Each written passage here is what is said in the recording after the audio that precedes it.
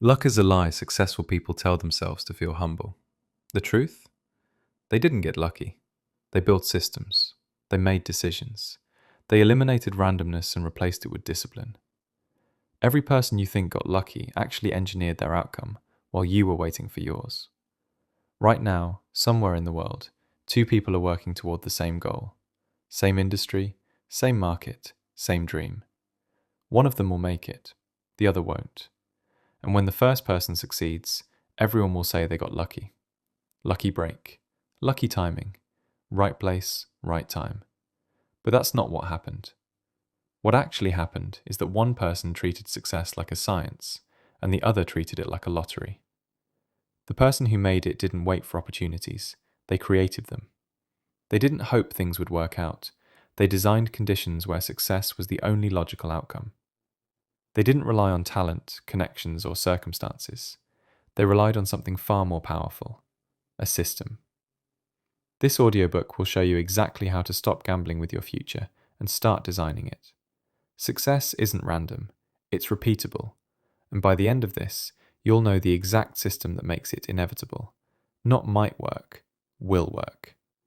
Because that's how systems operate. Input determines output. Cause creates effect. Action produces results. You've spent enough time wondering why success hasn't found you yet. Now it's time to go find it. With a plan. With a system. With absolute certainty. Stop hoping. Start building. Successful people weren't lucky. You just didn't see the work. That entrepreneur who got lucky with their business, they failed 3 times before. That person who lucked into their dream job, they sent 200 applications and mastered every interview skill. You call it luck because you only saw the result, not the reps. Behind every overnight success is years of invisible preparation. Let's talk about what you don't see. You see the startup that sold for millions and you think, right place, right time. But you didn't see the founder sleeping on a couch for 2 years. You didn't see the 16-hour days. You didn't see the maxed out credit cards, the rejected pitches, the partnerships that fell apart, the product launches that flopped. You didn't see the 3 previous businesses that failed completely. You didn't see any of that because failure isn't Instagram worthy. Struggle doesn't make headlines. The grind is invisible. But the moment success shows up, everyone has an opinion. Must be nice. They got lucky. Timing was perfect for them. It's easier to believe in luck than to accept the uncomfortable truth. That person worked harder, longer, and smarter than you were willing to. They paid a price you weren't ready to pay. They made sacrifices you wouldn't make. And now they're living a life you can only dream about, while you comfort yourself with stories about their good fortune. Here's the pattern you need to understand. Every single person you admire, every success story you've ever heard, follows the same structure. Years of obscurity, relentless effort, constant failure, incremental improvement, then suddenly, breakthrough. The world sees the breakthrough and calls it luck, but the person who lived it knows the truth. It was inevitable, because they built a system that made success the only possible outcome if they just kept going long enough. Think about the actor who gets their big break at 40. You think they got discovered? No. They did community theatre for 15 years. They took acting classes while working 3 jobs. They went to hundreds of auditions and heard no more times than you've heard your own name. They refined their craft in empty rooms with no audience. They stayed when everyone else quit. And then one day, they booked the role. And everyone said, wow, lucky. Or the author who writes a bestseller and gets called an overnight success. Except they wrote 4 unpublished novels before that one. They wrote every morning at 5 a.m. for a decade. They collected rejection letters like trophies. They rewrote the same chapter 30 times. They studied the craft, joined writing groups, hired editors they couldn't afford. And then one book hit. 1 book out of 5. And the world called it luck. This is the pattern. This is always the pattern. Long periods of invisible work followed by sudden, visible results. And the people who don't understand this, the people who believe in luck, they never put in the invisible work. They're waiting for the visible results to just show up. They want the breakthrough without the grind, the reward without the reps. the destination without the journey. And that's why they stay stuck. Because believing in luck kills your power. When you attribute success to luck, you're saying it's out of your control. You're giving away your agency to chance, to timing, to fate. And that's exactly why you stay stuck. You're not building systems, you're buying lottery tickets. You're not making moves, you're making wishes. Luck is the excuse average people use to avoid hard truths. Let me tell you the hard truth. You are exactly where your daily actions have placed you. Not where you want to be, not where you deserve to be, where your habits, decisions, and systems have mathematically guaranteed you'll be. If you're not where you want to be, it's not because you haven't gotten lucky yet. It's because you haven't built the system that makes success inevitable. The person with the dream body didn't get lucky with genetics. They train 6 days a week and have for years. The person with the thriving business didn't get lucky with timing. They tested 50 ideas and failed 49 times. The person with the amazing relationship didn't get lucky finding their partner. They worked on themselves first, learned to communicate, and chose wisely. Every outcome you want already has a proven path. Someone has already done it. Someone has already figured out the system. Someone has already removed the luck from the equation. Your job isn't to reinvent the wheel. Your job is to find the system and follow it with such commitment that results become inevitable. But here's where most people fail. They learn the system and then they half follow it. They do it when they feel like it. They skip steps. They customize it before they've even proven they can execute the basics. And then when it doesn't work, they blame luck. I tried that and it didn't work for me. I guess they just got lucky. No, they followed the system completely. You followed it partially. They stayed consistent. You stayed comfortable. They trusted the process. You trusted your feelings. And feelings lie. Feelings tell you to skip the workout. Feelings tell you to avoid the hard conversation. Feelings tell you that you'll start tomorrow, and tomorrow never comes. The universe doesn't owe you anything. Waiting for your break, your moment, your lucky chance, that's not strategy, that's stalling. Success doesn't find you. You hunt it down. You create the conditions. You stack the odds. You engineer the outcome. The moment you stop waiting for luck is the moment you start winning. So here's what we're going to do. We're going to kill the idea of luck completely. We're going to replace it with something you can control. Preparation, systems, and relentless execution. We're going to look at every area of your life where you've been hoping for a miracle and replace that hope with a plan. A real plan. With specific actions, measurable progress, and predictable results. Because once you see success for what it really is, a logical outcome of specific inputs repeated over time, you can't unsee it. You can't go back to believing in luck. You can't go back to waiting. You can't go back to hoping. You can only go forward, with clarity, with purpose, with absolute certainty that if you do the work, the results will come. And they will come. Not because you're lucky, because you're systematic. Not because the stars aligned, because you built the damn rocket ship yourself and launched it on your own timeline. That's not luck. That's design. That's engineering. That's success by choice, not by chance. And that's exactly what we're building here. People love to romanticize success. They want it to be magical, mysterious, destined. They want to believe that some people are chosen and others aren't, that some people have it and others don't, that success is something that happens to you, not something you create. And as long as you believe that, you'll never have it. Because you can't control magic. You can't engineer destiny. You can't systematize luck. But you can control your daily habits. You can engineer your environment. You can systematize your effort. And when you do that, when you take full ownership of the process and stop obsessing over outcomes you can't control, that's when everything shifts. That's when luck stops mattering. That's when you stop being a victim of circumstance and become the architect of your reality. This is the foundational truth of this entire audiobook. Success is not random. It's engineered. It's not a gift. It's a construction project, and you're the builder. You have the blueprint right here. You have the tools. You have the time. The only question is, will you do the work, or will you keep waiting for luck to do it for you? Goals without systems are just dreams. You want the body, the business, the bank account, but what's your daily system? What are you doing Monday at 6 a.m. that guarantees progress? Successful people don't wing it. They build routines that eliminate decision fatigue. They automate discipline. They remove luck from the equation by making success the only possible outcome of their daily actions. Let me be clear about something. Your goals mean nothing.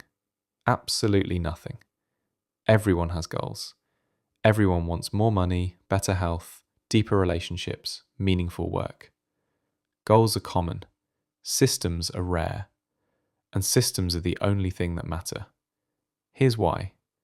A goal is a desired outcome. A system is the process that creates that outcome. The goal is to lose 20 pounds. The system is training 4 times a week and eating in a caloric deficit. The goal is to build $1 million business. The system is making 10 sales calls every day and iterating your offer based on feedback. The goal is to write a book. The system is writing 500 words before breakfast, no exceptions. See the difference? The goal is the destination. The system is the vehicle. And you can stare at the destination all you want, but if you don't have a vehicle, you're not going anywhere. You're just standing still, hoping the destination comes to you. And it won't. It never does. Most people spend their entire lives setting goals and wondering why they never achieve them. They set New Year's resolutions. They make vision boards. They journal about their dreams. And then they wait. They wait for motivation. They wait for inspiration. They wait for the perfect moment. And while they're waiting, the person with the system is executing every single day, without drama, without excuses, without needing to feel ready. That's the difference. Goals require motivation. Systems require commitment. Goals depend on feelings. Systems depend on structure. Goals ask, do I feel like it today? Systems say, it doesn't matter how I feel. This is what I do. And that shift from goal-oriented thinking to system-oriented thinking is the difference between people who dream and people who achieve. Because achievement isn't about wanting something badly enough. It's about building a process that makes that thing inevitable. Think about your teeth. You don't have a goal to brush your teeth. You have a system. Morning and night. No negotiation. No motivation required. You don't wake up and ask yourself, do I feel inspired to brush my teeth today? You just do it, because it's part of your system. It's automated. It's non-negotiable. Now imagine if you treated your biggest goals the same way. Imagine if working toward your dream had the same level of automation as brushing your teeth. No debates. No internal negotiations. No waiting for the right mood. Just execution. Every day. Like clockwork. That's what systems do. They remove willpower from the equation. They remove emotion from the equation. They remove luck from the equation. Because the system doesn't care if you're tired. It doesn't care if you're scared. It doesn't care if Mercury is in retrograde. The system just runs. And if you run the system long enough, success becomes a mathematical certainty. Small actions, compounded daily, become unstoppable momentum. Reading 10 pages every day becomes 50 books a year. Saving $50 a week becomes $2,600 a year. One sales call a day becomes 300 conversations a year. You don't need a lucky break. You need a system that makes micro progress inevitable. Consistency beats intensity. Systems beat motivation. Let me say that again because it's critical. Consistency beats intensity. The person who works out once a week with maximum effort will lose to the person who does 20 minutes every single day. The person who writes in a burst of inspiration once a month will lose to the person who writes 200 words every morning. The person who makes 100 calls in one day and then disappears for a month will lose to the person who makes 5 calls every single day for a year. Why? Because intensity fades, motivation runs out, inspiration is unreliable, but systems compound. Every rep adds to the last one. Every day builds on yesterday. Every action creates momentum that makes the next action easier. That's the power of compounding. And compounding is the closest thing to magic that exists in the real world. But here's the problem. Compounding is invisible at first. You run the system for a week and see almost no results. You run it for a month and still don't see much. You run it for 3 months and start to wonder if it's even working. And this is where most people quit. Right before the breakthrough. Right before the compounding kicks in and the results become exponential. Think of it like pushing a boulder. At first, it barely moves. You're pushing with everything you've got and it's inching forward. Slowly. Painfully. You're sweating. You're exhausted. And it feels like nothing is happening. But you keep pushing, day after day. And then one day, the boulder tips, and suddenly it's rolling. And once it's rolling, it's almost impossible to stop. That's what systems do. They create momentum. But you have to push through the invisible phase. You have to trust the process when you can't see the results yet. You have to keep running the system, even when it feels like it's not working. Because it is working. The compound interest is accruing. You just can't see it yet. This is why tracking is so important. Track, measure, and adjust. Guessing is gambling. Measuring is engineering. Write down your actions. Track your results. Identify what works and double down. Cut what doesn't. Successful people treat their lives like experiments. They test, they iterate, they optimize. They don't hope for different results. They design them. Let's get practical. If your goal is to build a business, what's your system? Is it making 10 pitches a week? Is it creating 1 piece of content every day? Is it spending 2 hours on skill development every morning? Whatever it is, write it down. Make it specific. Make it measurable. Make it repeatable. If your goal is to get in shape, what's your system? Is it training 4 days a week at 6 a.m.? Is it meal prepping every Sunday? Is it tracking your calories and hitting your protein target every single day? Define it. Commit to it. Run it without exception. If your goal is to build wealth, what's your system? Is it saving 20% of every paycheck? Is it learning 1 new investing concept every week? Is it cutting 1 unnecessary expense every month and redirecting that money to assets? Make it concrete. Make it automatic. Make it foolproof. Because here's the truth. Your system is your strategy. Everything else is just noise. You can read every book. You can watch every video. You can attend every seminar. But if you don't have a daily system that you execute with discipline, none of that information matters. Knowledge without execution is just entertainment. And most people are being entertained. They're consuming content. They're learning strategies. They're getting inspired. But they're not executing. They're not building systems. They're not doing the boring, repetitive, unglamorous work that actually creates results. They want the highlight reel. They don't want the practice. But success is built in practice. It's built in the reps you do when nobody's watching. It's built in the work you do on Tuesday morning when you're tired and it's raining and you don't feel like it. That's where champions are made. Not in the moments of inspiration, in the moments of discipline. So here's your assignment. Stop obsessing over your goals. Start building your system. Pick one area of your life where you want results. Define the daily actions that will create those results. Write them down. Schedule them. Protect them like appointments you can't miss. And then run that system every single day for 90 days, without exception. Don't wait for motivation. Don't wait for inspiration. Don't wait for perfect conditions. Just run the system, even when you don't feel like it, especially when you don't feel like it, because that's when it matters most. That's when you're building the discipline that separates dreamers from achievers. And at the end of 90 days, you won't need to wonder if systems work. You'll have the proof. You'll have the results. You'll have the momentum.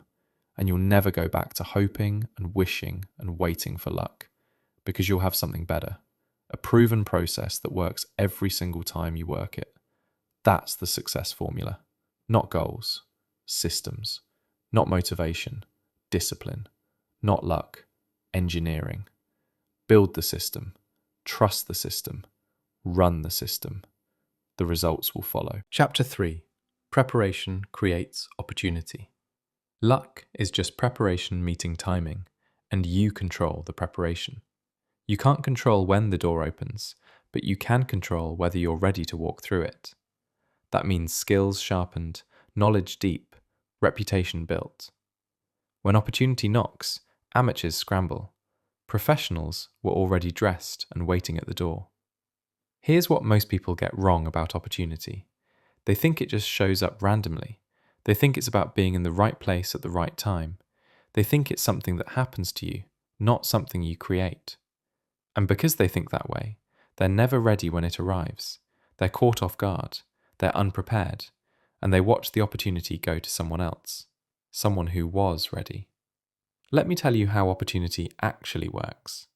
Opportunity is always circulating. It's always moving through the world, looking for someone who can handle it.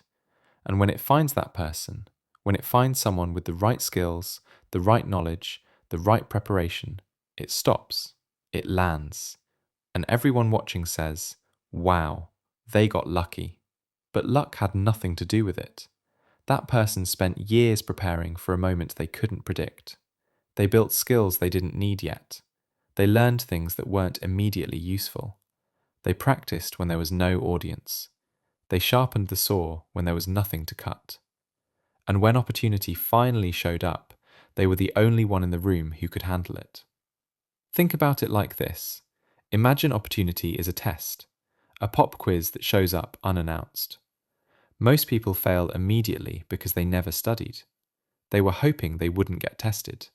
They were counting on luck to carry them through. But the person who passes?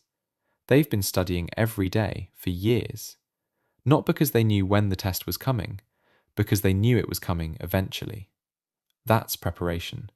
That's what separates the people who capitalize on opportunity from the people who let it slip through their fingers. It's not about being lucky, it's about being ready. And being ready is a choice you make every single day, long before the opportunity arrives. Study your field until you're undeniable.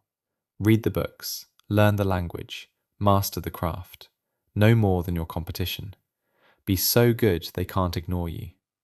The person who gets the lucky break is usually the one who's been training in the dark for years. You're not waiting for your shot. You're making sure that when it comes, you don't miss.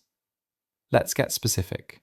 If you want to build a business, you better know your market inside and out. You better understand your customers' pain points better than they do. You better know the numbers, margins, conversion rates, customer acquisition costs. You better be able to pitch your idea in 30 seconds or 30 minutes. You better have studied every competitor and know exactly what makes you different. Because opportunity in business doesn't look like a miracle. It looks like an investor asking, "So what do you do?" at a random event. It looks like a potential partner saying, "Send me your pitch deck." It looks like a customer asking, "Can you handle a bigger order?" And if you're not prepared, if you fumble the pitch, if you don't have the deck, if you can't scale, the opportunity goes to someone who is ready. If you want to advance in your career, you better be developing skills your current job doesn't require yet.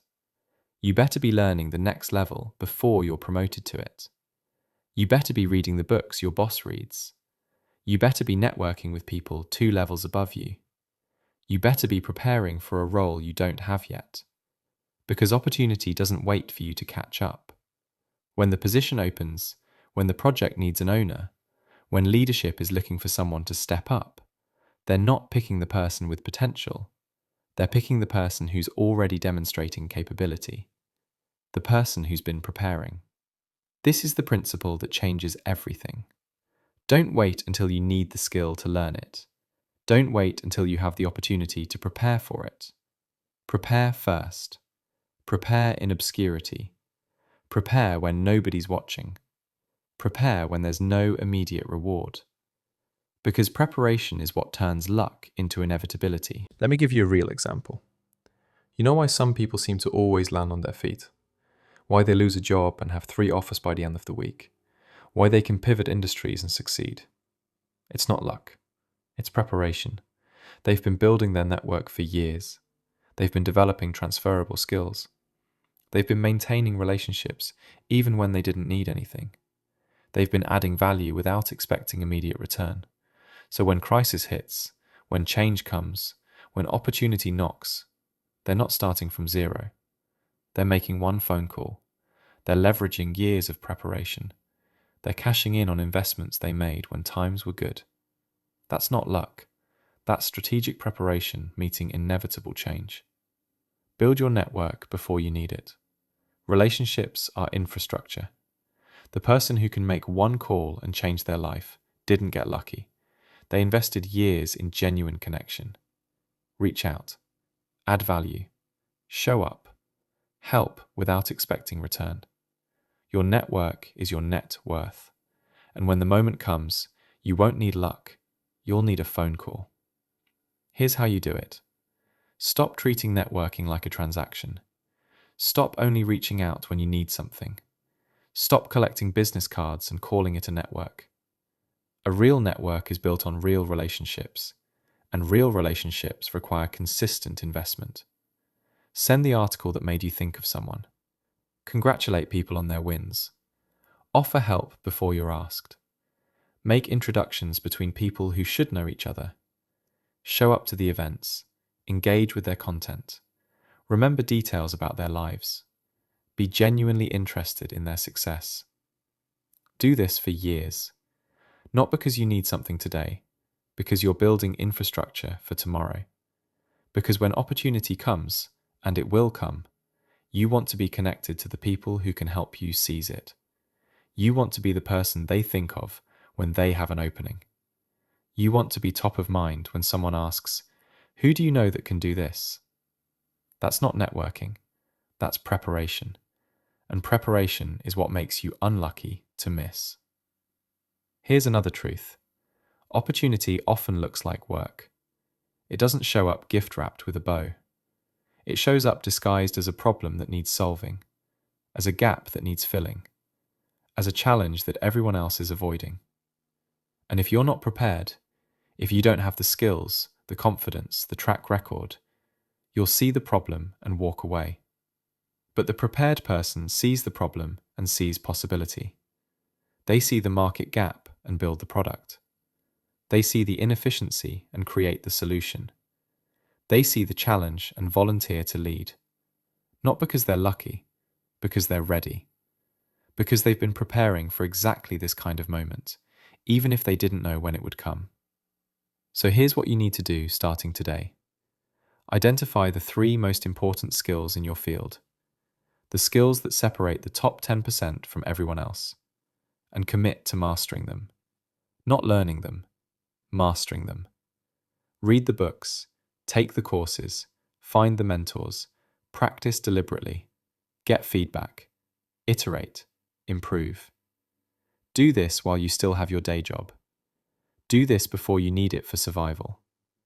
Do this when the pressure is low and the stakes are manageable. Because when the pressure is high and the stakes are real, you won't have time to learn. You'll only have time to execute. And you can only execute what you've already mastered.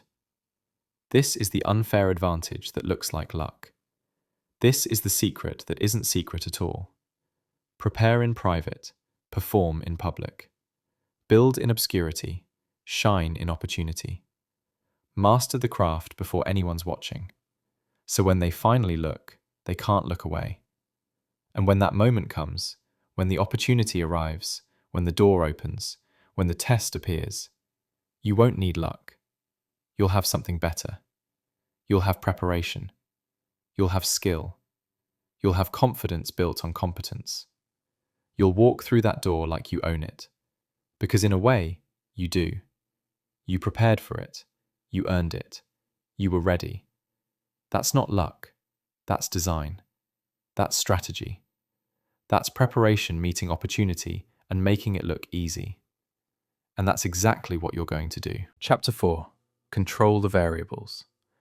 Identify what you can control and obsess over it.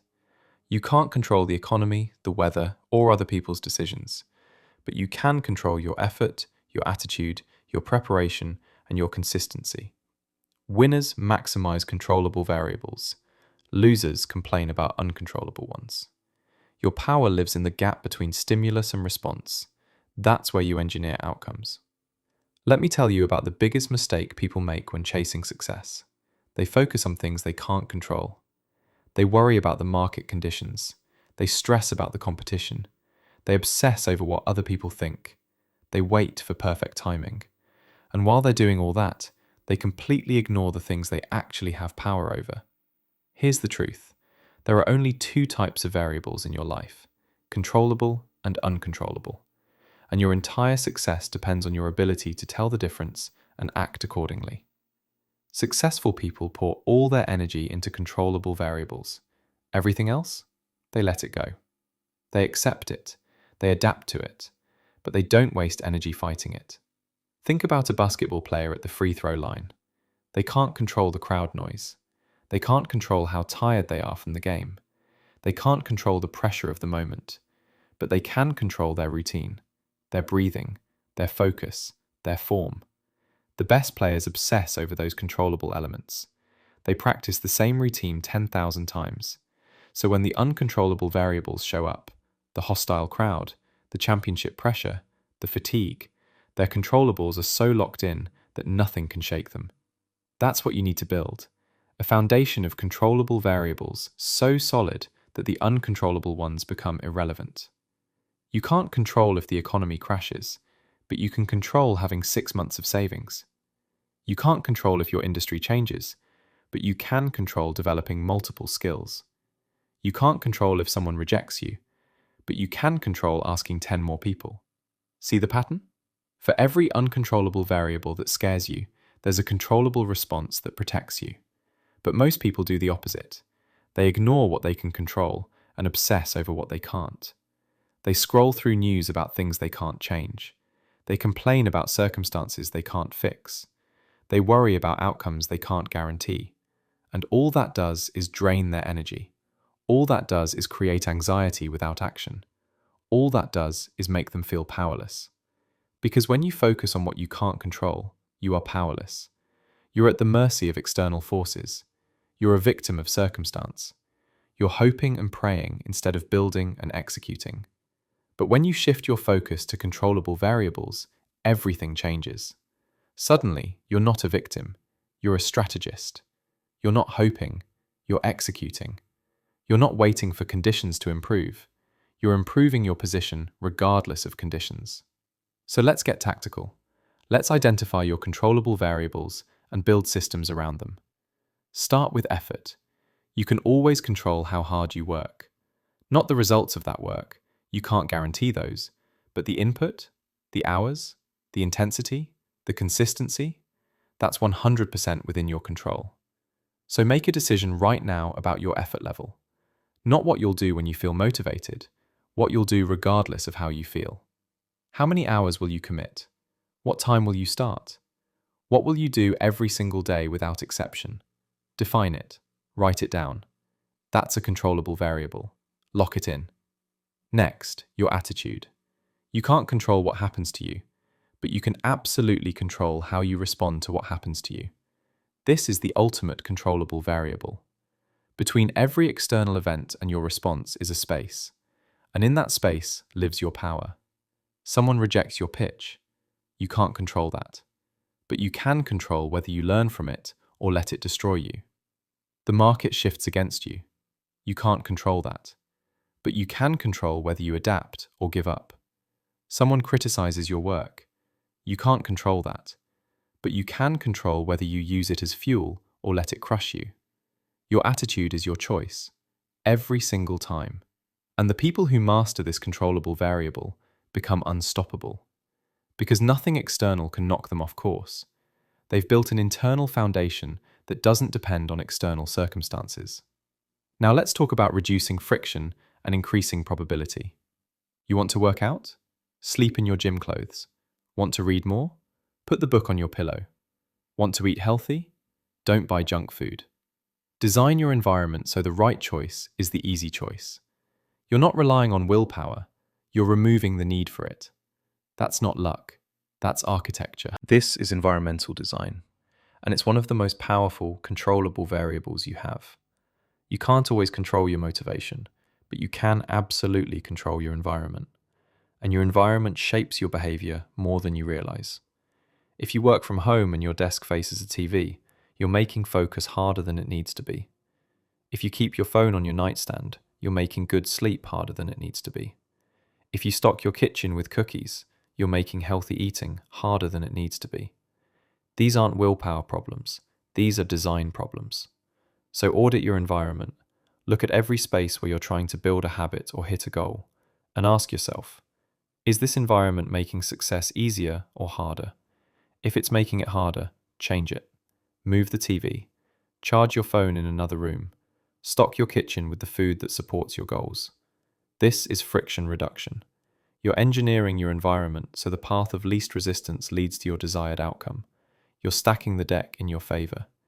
You're controlling a variable that most people ignore, and that variable compounds every single day. Create redundancy and backup plans. 1 income stream is a gamble. 3 is a system. 1 skill is a risk. 5 is security. Don't put all your hopes in one outcome. Build multiple paths to success. That way, when one door closes, you're not devastated. You're already walking through another. Luck runs out. Systems keep running. This is about anti-fragility. It's about building a life that doesn't just survive disruption, it thrives because of it. And you do that by controlling the variable of diversification. You don't rely on one client. You don't rely on one income source. You don't rely on one skill. You don't rely on one plan. You build multiple streams. You develop multiple capabilities. You create multiple options.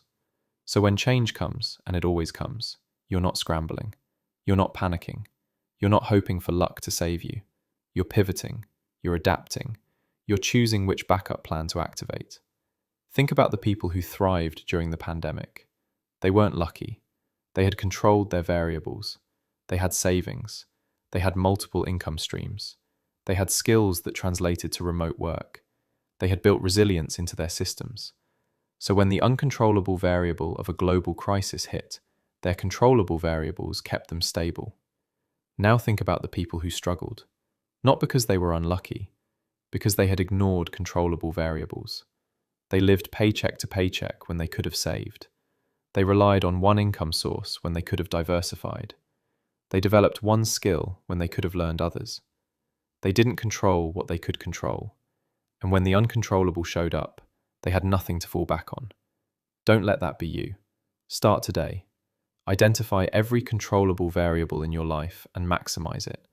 Your effort, your attitude, your preparation, your environment, your skills, your savings, your network, your health, your habits, your systems. These are the levers you can actually pull. These are the variables you can actually influence. And when you pour all your energy into these, when you stop wasting mental bandwidth on things you can't control, you become dangerous. You become resilient. You become someone who doesn't need luck because you've engineered so many controllable advantages that success becomes inevitable. Here's your action step. Make 2 lists. List 1. Everything you're currently worried about that you can't control. The economy, other people's opinions, perfect timing, your competition's moves. Write them all down. Then cross out the entire list. You're done thinking about those things. They're banned from your mental space. List 2. Everything you can control that impacts your success. Your daily routine, your skill development, your outreach efforts, your savings rate, your health habits, your environment design. Write them all down. Now prioritize the top 5. And for the next 90 days, obsess over those 5 controllable variables. Measure them, optimize them, execute them with absolute consistency. Do this and watch what happens. You'll stop feeling like a victim of circumstance. You'll stop waiting for lucky breaks. You'll stop making excuses about things outside your control because you'll be too busy dominating the things inside your control. And that's where all your power lives. That's where success is engineered. That's where luck becomes irrelevant. Control the variables, engineer the outcome, design your success. Chapter 5. Develop a bias for action. Overthinking is just fear in disguise. You're not waiting for the perfect moment, you're avoiding the uncomfortable one.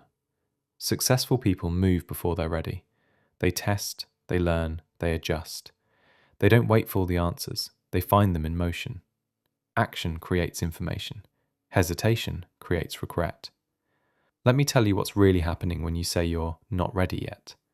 You're lying to yourself. You're not gathering more information. You're not waiting for better timing. You're not being strategic. You're stalling. You're afraid. And you're using preparation as a socially acceptable form of procrastination. Because here's the truth. You'll never feel ready. Never. There will always be one more book to read, one more course to take, one more person to ask, one more detail to figure out. And if you wait until you have all the answers, until you feel completely confident, until conditions are perfect, you'll wait forever. And while you're waiting, someone else is doing. Someone less qualified, someone less prepared, someone who just decided to start. And you know what happens? They learn more in 1 month of action than you learned in 1 year of preparation. Because action creates information that thinking never will. You can study business theory for a decade, but you'll learn more from launching one product and watching it fail than from all that theory combined. Because failure gives you data, real data, market feedback, customer objections, pricing insights, operational challenges. You can't get that data from a book. You can't get it from a course. You can't get it from overthinking. You only get it from doing, from moving, from putting something into the world and seeing what happens. That's how you learn. That's how you improve. That's how you succeed. Successful people understand this at a deep level. They have a bias for action. That means when they're faced with uncertainty, they don't freeze. They move. They take the next logical step. They run the smallest possible test. They make the call. They send the email. They publish the post. They launch the product. And then they learn from what happens. They're not reckless. They're not careless. They're strategic. But their strategy includes movement. Their strategy includes getting real-world feedback as fast as possible. Because they know that the fastest path to success is through iteration. And you can't iterate until you have something to iterate on. Think about how a pilot lands a plane. They don't calculate the perfect approach and execute it flawlessly in one shot. They make constant micro-adjustments. A little left, a little right, adjust altitude, adjust speed. They're correcting course hundreds of times during the descent. That's not luck. That's a bias for action combined with constant feedback. That's what you need to do with your goals. Stop trying to plan the perfect approach. Start moving and make micro-adjustments based on feedback. Launch the imperfect version. Have the awkward conversation. Make the offer before you feel ready. Send the application even though you don't meet every requirement. Because movement creates momentum, and momentum creates results. Fail fast, learn faster. Every failure is data. Every mistake is feedback. The person who tries and fails 10 times learns 10 lessons. The person who waits for certainty learns nothing. You don't need to get it right the first time. You need to get started. Iteration beats perfection. Movement beats meditation. Let me give you a practical example. You want to start a business. You have an idea. Now you have 2 paths. Path 1. Spend 6 months researching, planning, building the perfect product, designing the perfect website, creating the perfect brand. Then launch and hope people buy. Path 2. Spend 1 week building a minimum viable version. Put it in front of 10 potential customers. Get their feedback. Learn what they actually want versus what you thought they wanted. Adjust. Test again. Iterate weekly based on real market feedback. Which path do you think leads to success faster? Path 2. Every single time. Because path 1 is based on assumptions, path 2 is based on data. Path 1 delays learning, path 2 accelerates it. Path 1 feels safe, but it's actually riskier because you're investing months into something untested. Path 2 feels scary, but it's actually safer because you're testing quickly and cheaply. This is the power of a bias for action. You compress the learning cycle. You fail faster, which means you succeed faster. You don't waste time perfecting something the market doesn't want. You build what the market tells you it wants through their actual behavior, not their theoretical opinions. And here's the beautiful part. Every action, even the failed ones, builds confidence. Because you prove to yourself that you can handle failure. You prove that failure isn't fatal. You prove that you can try something, have it not work, learn from it, and try again. That proof is priceless. That proof turns you from someone who's afraid to move into someone who moves without fear. But the person who never acts, they never get that proof. They stay afraid. They stay stuck. They convince themselves that their fear is wisdom, that their hesitation is prudence, that their inaction is strategy. But it's not. It's just fear wearing a disguise. Luck favors the aggressive. Not reckless, aggressive. The person who asks gets more than the person who waits. The person who applies gets more opportunities than the person who wonders. The person who ships gets more feedback than the person who polishes forever. You don't attract luck by sitting still. You create it by moving forward. Think about every opportunity you've ever gotten. I guarantee most of them came because you took action. You applied for the job. You introduced yourself. You sent the message. You showed up to the event. You published the work. You made the offer. Action opened the door. Hesitation would have kept it closed. And think about the opportunities you missed. I guarantee most of them slipped away because you waited. You were going to apply, but didn't. You were going to reach out, but hesitated. You were going to launch, but wanted to perfect it first. And while you were waiting, someone else acted. And they got what could have been yours. That's the cost of overthinking. That's the price of waiting for perfect. You don't just stay in the same place. You fall behind. Because the world keeps moving. Opportunities keep circulating. And they go to the people who are ready to grab them now, not the people who will be ready someday. So here's what you need to do. Identify the one action you've been avoiding. The one thing you know you should do, but you keep putting off because you're not ready, you're not sure, you're not confident. Maybe it's making a sales call. Maybe it's launching your product. Maybe it's having a difficult conversation. Maybe it's applying for the promotion. Maybe it's posting your work publicly. Whatever it is, you're going to do it today. Not when you feel ready, not when you have more information, not when conditions are perfect. Today. Because that one action will teach you more than another month of preparation ever could. That one action will create momentum. That one action will prove to yourself that you can handle discomfort and survive. And here's what will happen. It won't be as bad as you feared. It might even go well. But even if it doesn't, even if you fail, you'll learn something valuable. You'll get feedback. You'll see what needs adjusting. You'll have data instead of assumptions, and that data will inform your next action, which will be better, which will create more data, which will make your third action even better. That's the compound effect of a bias for action. Each action builds on the last one. Each iteration improves on the previous version. Each cycle of feedback makes you smarter, faster, better. But none of that happens if you don't start. None of that happens if you stay stuck in analysis paralysis. And let me be clear about something. This doesn't mean being stupid. This doesn't mean ignoring obvious red flags. This doesn't mean taking reckless risks that could destroy you. A bias for action isn't about being careless. It's about recognizing that most of your fears are overblown, that most of your risks are smaller than you think, that most of your hesitation is just fear, not wisdom. So you take intelligent action.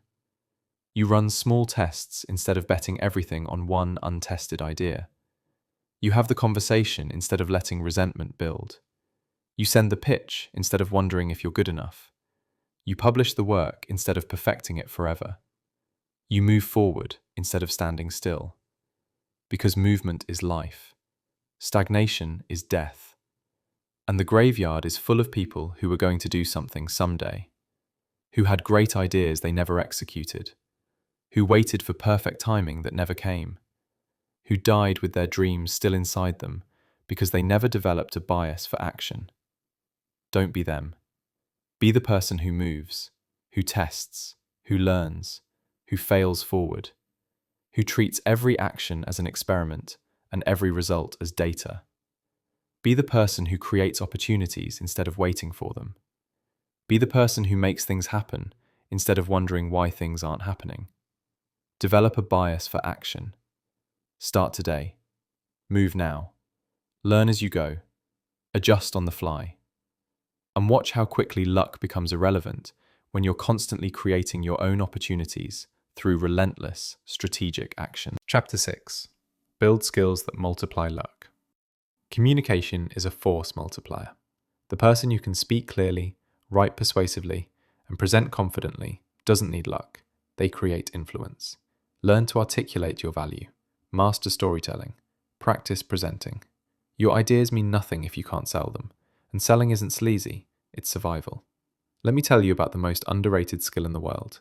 It's not coding, it's not design, it's not technical expertise, it's communication. The ability to take what's in your head and put it into someone else's head, clearly, persuasively, and memorably. That skill is worth more than any degree, more than any certification, more than any specialized knowledge. Because here's the reality. You can have the best idea in the world. You can have the solution to a massive problem. You can have the skills to change everything. But if you can't communicate that value to another human being, none of it matters. Your genius dies in your head. Your solution never reaches the people who need it. Your skills never get the opportunities they deserve. The world doesn't reward the best ideas. It rewards the best communicated ideas. It doesn't reward the most skilled people. It rewards the people who can articulate their skills in a way that makes others want to pay for them. That's not unfair. That's just how human beings work. We can't read minds. We respond to what we understand, and understanding requires clear communication. Think about every successful person you know. I guarantee they're good communicators. They can explain complex things simply. They can tell stories that make you care. They can present their ideas in a way that makes you want to say yes. That's not luck. That's a skill they developed deliberately, and it multiplies everything else they do. A mediocre product with great marketing beats a great product with mediocre marketing every single time. A decent employee who can articulate their value gets promoted over a brilliant employee who can't. A founder who can pitch their vision raises money. A founder who can't doesn't. Communication is the bridge between your value and other people's recognition of that value. So how do you build this skill? You practice every single day. You write, not just emails and texts, real writing, where you organize thoughts into clear arguments, where you tell stories that have a beginning, middle, and end, where you practice making the complex simple. Start a blog, write LinkedIn posts, send detailed emails. The medium doesn't matter. The practice does. You speak out loud, not just in your head. Join Toastmasters. Record yourself explaining your ideas. Practice your pitch in the mirror. Have conversations where you're forced to articulate complex thoughts clearly. The more you do this, the better you get. And the better you get, the more doors open. You learn to tell stories, because facts tell, but stories sell. People don't remember data. They remember narratives. They remember characters facing challenges and overcoming them. They remember moments that made them feel something. So learn to structure your communication as stories, before and after, problem and solution, challenge and triumph. When you're pitching a product, don't list features. Tell the story of the customer's problem and how your solution transforms their life. When you're interviewing for a job, don't recite your resume. Tell the story of challenges you faced and how you solved them. When you're asking for investment, don't show spreadsheets first. Tell the story of the future you're building and why it matters. Stories bypass resistance. They create emotional connection. They make people care. And when people care, they act, they buy, they invest, they hire, they promote, they follow. That's the power of communication, and it's completely learnable. Now let's talk about financial literacy. This is the skill that turns luck into leverage. When opportunity comes, it usually costs money. The person with capital doesn't need luck. They can invest, launch, and scale. Learn how money works. Understand assets versus liabilities. Build savings. Create margin. Because the best opportunities in life aren't free, they're expensive, and only the prepared can afford them. Most people are financially illiterate. They don't understand how money works. They don't know the difference between an asset and a liability. They can't read a balance sheet. They don't understand compound interest. They don't know how to make money work for them instead of working for money. And that ignorance costs them everything. Because opportunities require capital. Starting a business requires money. Investing in real estate requires money. Taking time off to develop a new skill requires savings. Moving to a city with better opportunities requires a cushion. Buying equipment that increases your productivity requires cash. And if you don't have it, you can't move when opportunity knocks. So you need to build financial literacy. Start with the basics. Understand the difference between income and wealth. Income is what you earn. Wealth is what you keep and grow. Most people focus only on increasing income. Smart people focus on converting income into assets that generate more income. Learn about assets and liabilities. An asset puts money in your pocket. A liability takes money out. Your house is usually a liability, unless you're renting it out. Your car is a liability. Your subscriptions are liabilities. Stocks that pay dividends are assets. Rental properties are assets. A business is an asset. Focus on acquiring assets and minimizing liabilities. Understand compound interest. Einstein supposedly called it the eighth wonder of the world, because small amounts invested consistently over time become massive amounts. The person who invests $200 a month starting at 25 will have more at 65 than the person who invests $1,000 a month starting at 45. Time in the market beats timing the market. Build an emergency fund. 6 months of expenses minimum. This isn't just safety, it's freedom. It's the ability to say no to things that don't serve you. It's the ability to take calculated risks. It's the ability to invest when opportunities appear. The person with savings can weather storms and capitalize on opportunities. The person living paycheck to paycheck can do neither. Learn to invest, not gamble, invest. Understand index funds. Understand diversification. Understand risk tolerance. Understand the tax advantages of different accounts. You don't need to be a financial genius. You need to understand the basics well enough to make your money work for you while you sleep. Because here's what financial literacy does. It creates options. And options are power. When you have money saved and invested, you're not desperate. You're not stuck. You're not forced to take the first offer. You can negotiate. You can wait for the right opportunity. You can invest in yourself. You can take strategic risks. The person who's broke can't start a business even if they have a great idea. The person with capital can test that idea this month. The person living paycheck to paycheck can't leave a toxic job even if it's destroying them. The person with 6 months of savings can walk away and find something better. Financial literacy creates freedom, and freedom creates opportunity. Now let's talk about learning how to learn. This is the skill that makes all other skills easier. The faster you can acquire and apply new knowledge, the faster you can adapt, pivot, and dominate. In a changing world, learning speed is the ultimate advantage. Read actively. Don't just consume words, engage with them. Highlight, take notes, ask questions, challenge the ideas, connect new information to what you already know. The goal isn't to finish books. The goal is to extract and apply insights. Teach what you learn. The fastest way to master something is to teach it. When you have to explain a concept to someone else, you're forced to understand it deeply. You find the gaps in your knowledge. You simplify complexity. You retain information better. So share what you're learning. Write about it. Talk about it. Teach it. Test yourself. Don't just reread. That creates false confidence. Quiz yourself. Try to recall information without looking. Apply concepts to real situations. Active recall and application cement learning far better than passive review. Learn across domains.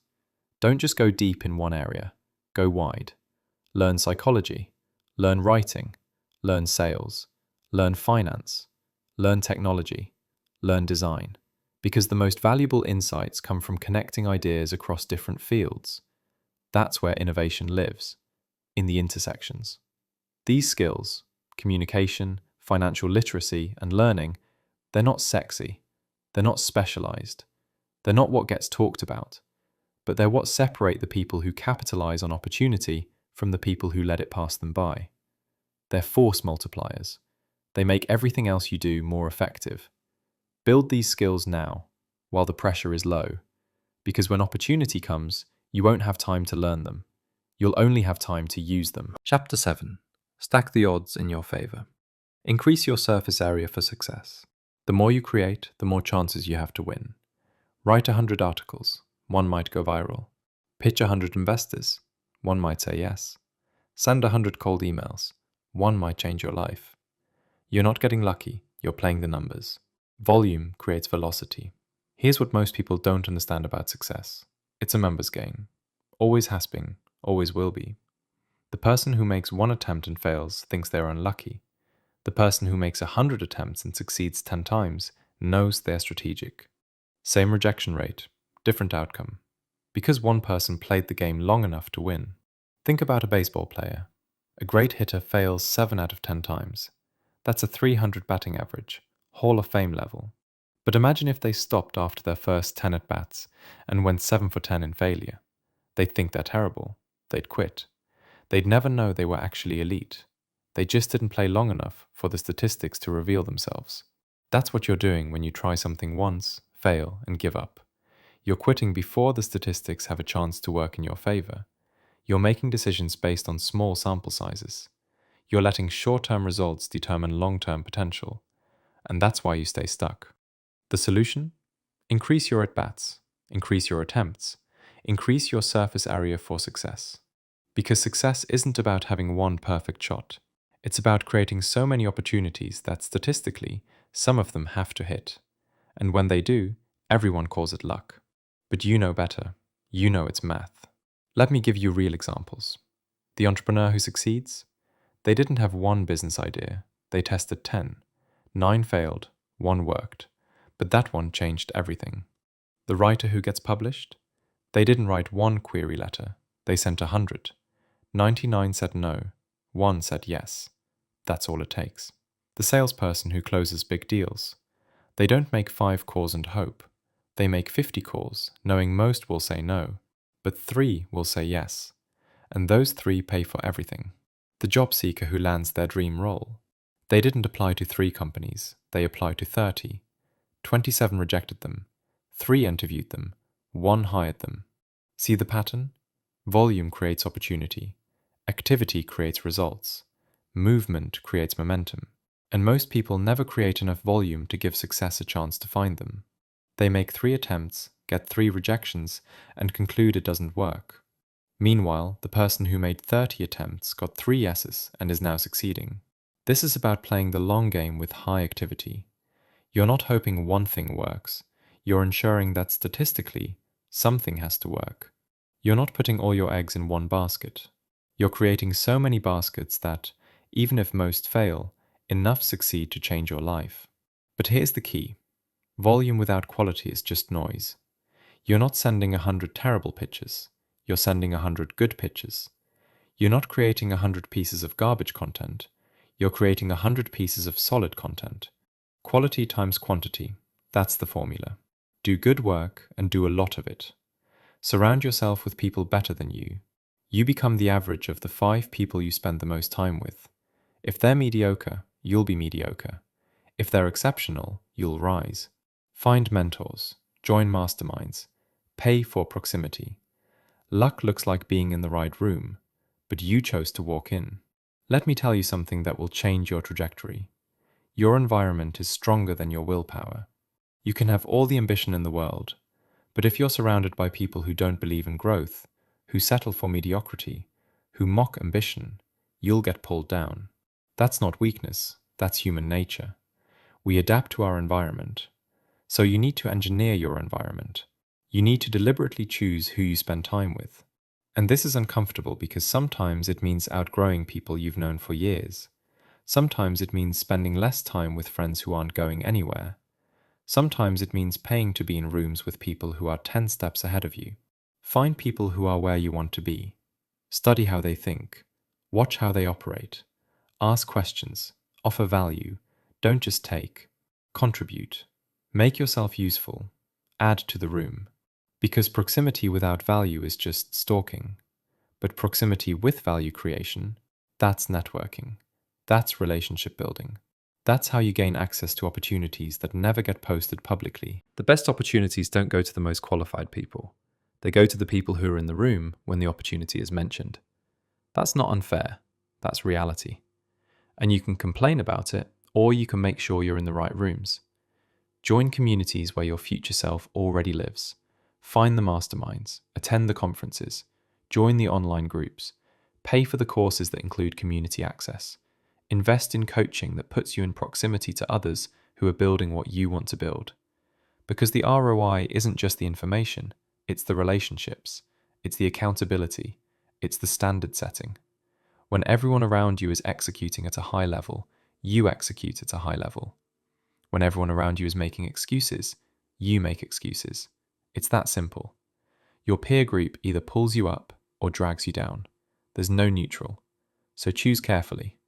Stay in the game long enough to win. Most people quit right before the breakthrough. They give up after the third rejection, the fifth failure, the 10th setback. But success isn't linear, it's exponential. You grind in obscurity for years, then suddenly everything clicks. That's not luck, that's compounding. The longer you stay, the luckier you get. Here's the hard truth about timing. You don't know when your breakthrough is coming. It could be the next attempt. It could be attempt number 50. It could be 5 years from now. You don't know. And because you don't know, the only strategy that works is to stay in the game. Think about compounding again. The first year, you barely see results. The second year, you see a little more. The third year, it starts to feel like something. The fourth year, it accelerates. The fifth year, it explodes. But most people quit in year 2.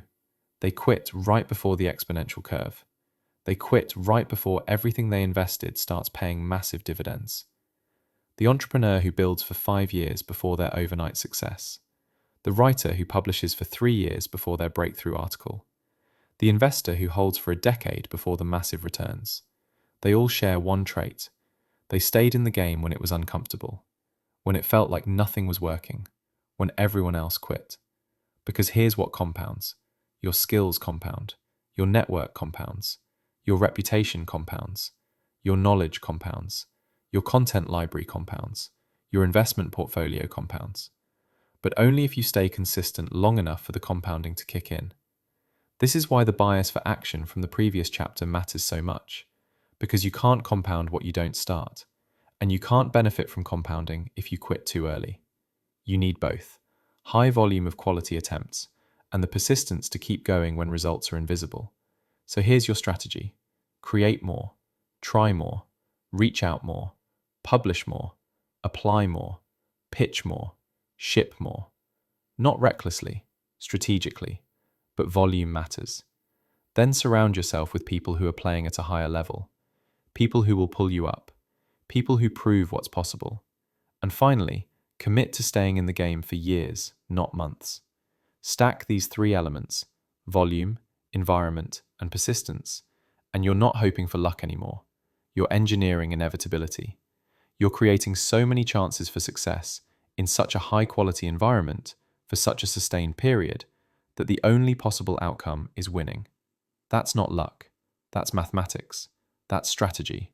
That's stacking the odds in your favor until they're impossible to overcome. Chapter 8. Design your inevitable success. Write the plan, work the plan, trust the plan. Success is boring. It's the same actions, repeated daily for years. Wake up, execute, track, adjust, repeat. No drama, no shortcuts, no magic. Just relentless adherence to a proven system. The person with a plan beats the person with a wish every single time. Let me tell you what success actually looks like. It's not glamorous. It's not exciting. It's not the highlight reel you see on social media. Success is waking up at the same time every day. It's doing the same workout. It's making the same prospecting calls. It's writing the same number of words. It's following the same routine. Day after day, week after week, month after month, year after year. That's it. That's the secret. There is no secret. There's just a plan and the discipline to execute that plan when you don't feel like it. When it's raining, when you're tired, when nobody's watching, when results aren't showing yet, when you'd rather do anything else. That's when the plan matters most. Most people can execute when they're motivated, when they're inspired, when conditions are perfect, when they feel good. That's easy. That's not what separates winners from losers. What separates them is the ability to execute when everything in you wants to quit, when the plan feels pointless, when you can't see progress. That's when discipline takes over. That's when the plan carries you. Because here's what most people don't understand. The plan isn't just a roadmap. It's a decision-making framework. It removes the daily negotiation of, should I do this today? You don't decide. You already decided when you made the plan. Now you just execute. The plan eliminates the mental energy of constant decision-making. It automates discipline. Think about it. Every morning you don't debate whether to brush your teeth. You just do it. Why? Because it's part of your plan, your routine, your system. Now, imagine applying that same level of automation to your goals. You don't debate whether to work out. It's Monday, so you train. You don't debate whether to make calls. It's 9 a.m., so you dial. You don't debate whether to write. It's 5 a.m., so you write. The plan removes emotion from execution, and emotion is the enemy of consistency. Emotion tells you that you've earned a day off. Emotion tells you that one skip won't matter. Emotion tells you that you'll start again tomorrow. The plan doesn't care about emotion. The plan says this is what we do, period. So write the plan. Be specific. Don't write exercise more. Write strength training Monday, Wednesday, Friday at 6 a.m., 30 minutes. Don't write build my business.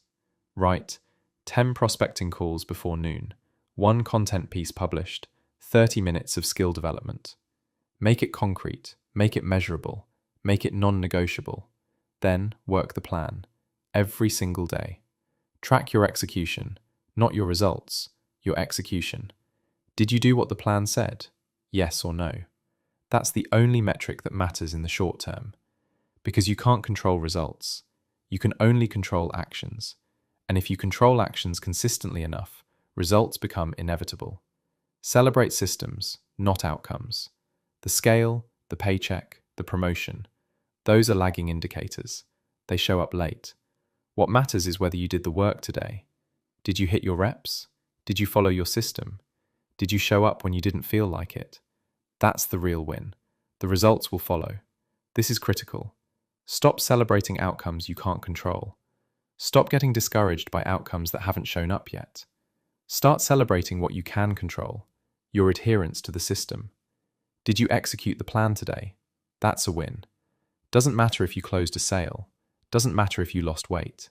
Doesn't matter if you got the promotion. Did you do what you said you'd do? Yes? That's success. Because when you celebrate system adherence, you're reinforcing the behavior that creates results. You're training yourself to value consistency over outcomes. You're building the identity of someone who keeps promises to themselves. And that identity is what carries you through the years of invisible progress. Most people do the opposite. They only celebrate outcomes. So when outcomes don't show up immediately, they get discouraged. They think the system isn't working. They abandon it. They start looking for a new system, a better system, a faster system. And they never stick with anything long enough to see it work. Don't be those people. Trust the process. Your job isn't to see results this week. Your job is to execute the system this week. Results are the system's job, and the system works on its own timeline, not yours. Your job is to keep feeding it with consistent action. The system's job is to convert that action into outcomes. Trust it. You don't need luck. You need discipline. Discipline is doing what needs to be done, whether you feel like it or not. It's the bridge between goals and achievement. It's the system that replaces randomness with inevitability. And once you have it, luck becomes irrelevant. Because you're not hoping for success, you're engineering it, one decision at a time. Let me tell you what discipline actually is. It's not motivation. It's not willpower. It's not some superhuman ability that some people have and others don't. Discipline is simply choosing long-term benefit over short-term comfort. That's it. That's the whole thing. Every disciplined action is a choice. Do I stay in bed, or do I get up and train? Do I eat the donut, or do I stick to my nutrition plan? Do I scroll social media, or do I work on my business? Do I avoid the hard conversation, or do I have it? Short-term comfort or long-term benefit? That's the choice, every single time. And disciplined people aren't special. They've just made that choice enough times that it became automatic. They've built the habit of choosing long-term benefit. They've strengthened that decision-making muscle to the point where it doesn't require much effort anymore. The plan makes the choice for them. That's what you're building. Not motivation, not passion. Discipline. The ability to execute regardless of how you feel. Because feelings change, motivation fades, passion fluctuates. But discipline? Discipline is constant. Discipline is reliable. Discipline is what makes success inevitable. So here's what you do. You take everything you've learned in this audiobook and you build your plan. You identify the controllable variables. You design systems around them. You stack the odds in your favor. You commit to massive action. You surround yourself with the right people. You develop the skills that multiply opportunity. And then you execute that plan with relentless discipline. No excuses, no exceptions, no negotiations. The plan says this is what we do, so you do it. Today, tomorrow, next week, next month, next year. You do it when it's hard. You do it when you don't see results. You do it when nobody's watching. You do it when everyone thinks you're crazy. You do it because you've decided that your future is more important than your comfort. And somewhere in that process, somewhere between day 1 and day 1000, success stops being something you're chasing and becomes something you're living. Not because you got lucky, not because the stars aligned, not because the universe finally decided to give you a break, because you designed it, you engineered it, you built it one disciplined decision at a time. You removed randomness and replaced it with system. You removed hope and replaced it with process. You removed luck and replaced it with inevitability. That's success by design. That's what happens when you stop waiting for external forces to change your life and start building internal systems that guarantee it. That's what happens when you take full ownership of your outcomes and refuse to blame circumstances, timing, or luck. You become unstoppable. Not because nothing can stop you, but because you've built systems so strong, habits so deep, and discipline so absolute that obstacles become irrelevant. They're just data points, just feedback, just opportunities to adjust and keep moving. This is your blueprint. This is your system. This is how you win. Not by getting lucky, by making luck irrelevant. Now go design the success you deserve. Success is not a lightning strike. It's not a roll of the dice. It's not the universe smiling on you. It's a system, a series of deliberate choices compounded over time until the outcome is inevitable. Every person you think got lucky actually built the conditions for their success while you were waiting for yours. They prepared, they acted, they adjusted, they stayed. And now it's your turn.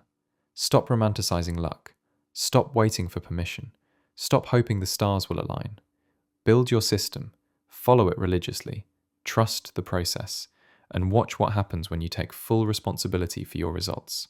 You were never unlucky. You were just unprepared. You were waiting instead of building. You were wishing instead of working. You were hoping for a break instead of creating the conditions that make breaks inevitable. That ends today. Here's what you do next. You take one goal, just one, and you build a system around it. You identify the daily actions that will create that outcome. You write them down, you schedule them, you execute them without negotiation, every single day, for 90 days minimum. No excuses, no exceptions. You control the variables you can control.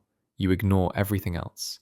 You increase your surface area for success by creating more, trying more, reaching out more. You surround yourself with people who are building what you want to build. You develop the skills that multiply opportunity.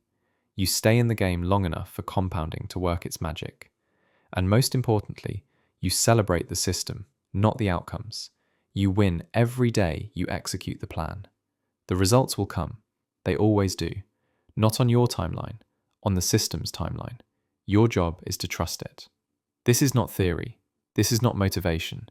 This is a proven framework that has worked for everyone who's ever achieved anything meaningful. The only question is, will you use it? Will you actually do the work?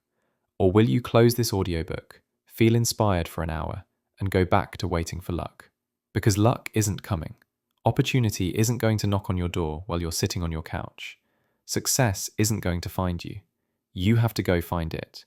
With a plan, with a system, with discipline that doesn't quit when things get hard. You have everything you need. The blueprint is right here. Now go build the life you were meant to live. Not by luck, by design.